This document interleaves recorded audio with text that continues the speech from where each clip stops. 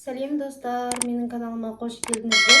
Бүгін біз жаңа рецепт бойынша жет шелпекті қалай дайындаймыз. Тез, ашытқысыз жасалатын жолмен бөлісетін боламын. Ол үшін менің каналыма тіркеліп, лайк басып, комментарий жазып отырыңыздар. Міндетті түрде осы рецептпен жасап көруді ұмытпаңыздар. Енді ең бірінші біз осындай ыдысымызды алып алдық шұңғыл. Оған 2 жұмыртқамызды саламыз.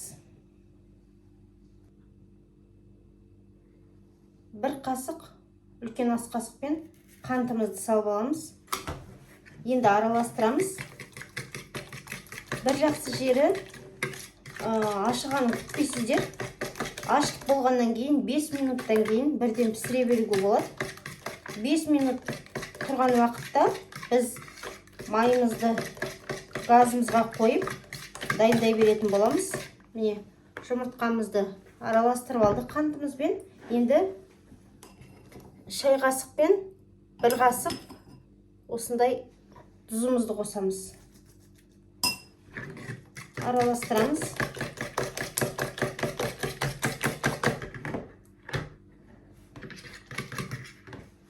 Енді бізге нан содымыз қажет.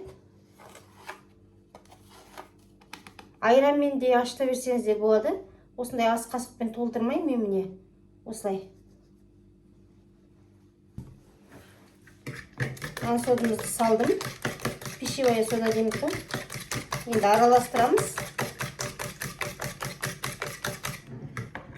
Енді менде осында 20%-тік үлкен бір қаймағымызды қосайын деп тұрмын. Егер де сіздердің үйлеріңізде айран болатын болса, қолдікі болсын, дүкендікі болсын, содан 1 стакандай қоссаңыздар болады.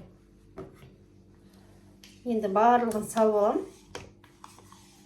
Айранмен де қаймақпен де өте әдемі, жұмсақ, үлпілдеген шелпегіміз дайын болады.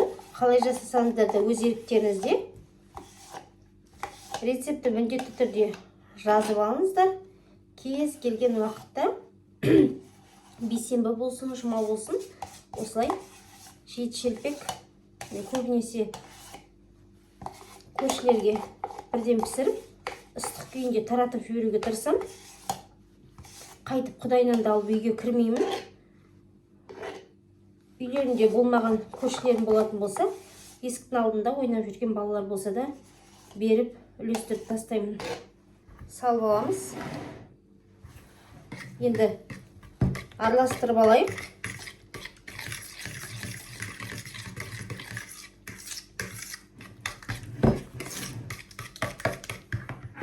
Енді 100 грамдай сұйық майымызды құямыз. Сұйық майымызды құйып алдық. Тағы бір араластырып, ұнымызды салып, нанымызды ашыта бастаймыз.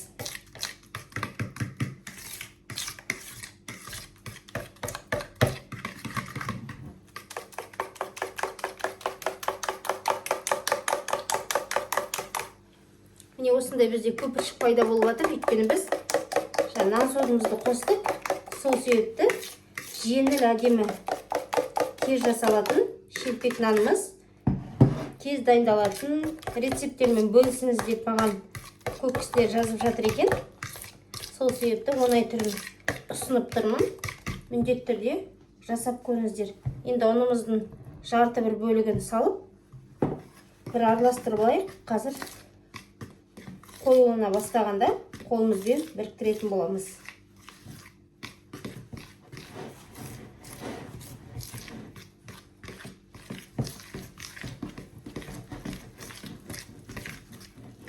Міне өздеріңіз көріп тұрғандай осындай болып тұр.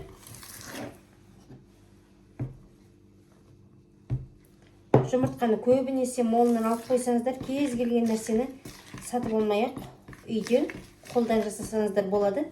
Менде каналымда бір емес, бірнеше рецепттердің түрлері бар.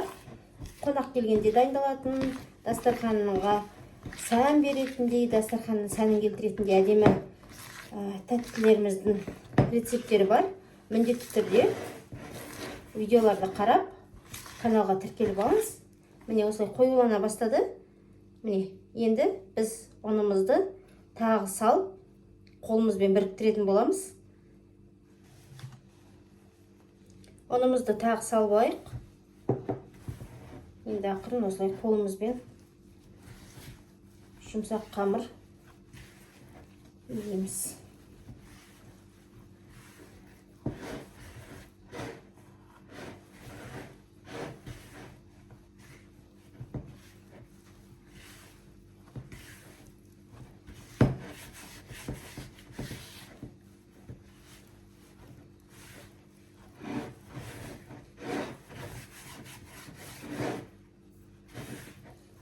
Жұма күні ерте тұрып, осындай Құдай нанымызды пісіріп жатырмыз.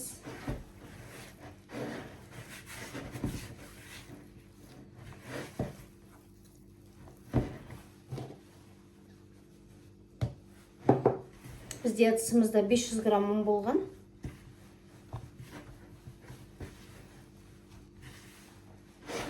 Міне достар, мен нанымызды ашытып болдым.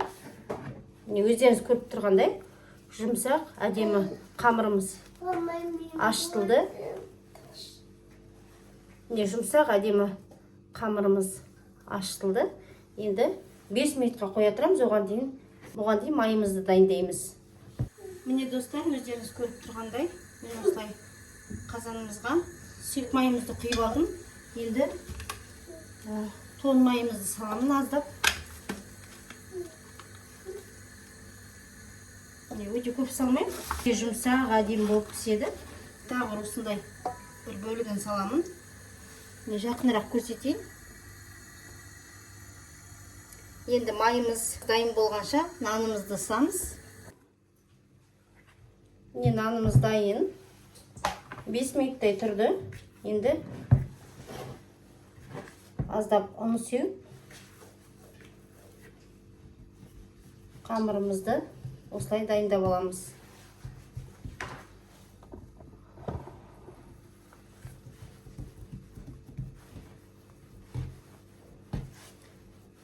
Жіп жұмсақ, әдемі қамырымыз дайын болды. Міне достар, өздеріңіз көріп тұрғандай, бізде осындай жіп жұмсақ жеті шелпегімізді дайындап алдық. Енді ақырын ысатын боламыз. Міне, жақынырақ көрсетейін. Жіп жұмсақ. Енді ысамыз. Осы бір қаймақтан 7 шелпек дайын болды. Ұнымызды сеуіп, оқтауымызбен ақырын ысып шығамыз. Енді мен барлығын ысып көрсетпей қояйын.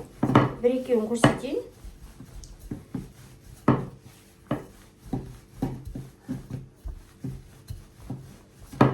Келіншектер, онсыз да 7 сайын Құран оқытқанда пісіретін болады, бірақ мен осындай басқа рецепт бойынша көрсетіп жатырмын.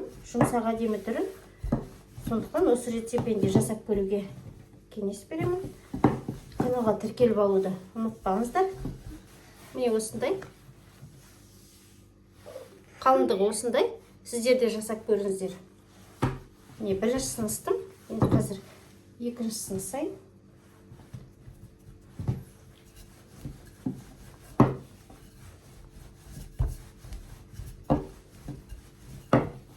Мен өзі қант дегендерді көп пайдаланамын. Сондықтан қапшықпен алып қоямын үйге. Бір айға жетпей бітіп қалады. Өйткені көбінесе қонақ шақырамыз. Анамна пісіреміз.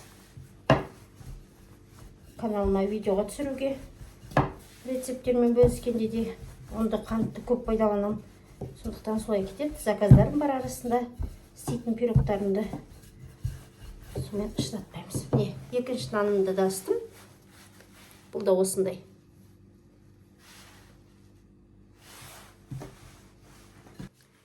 Міне достар, мен барлық 7 шелпегімізді ысып болдым. Майымыз дайын. Енді пісіріп бастаймын. Бісміллә деп бірінші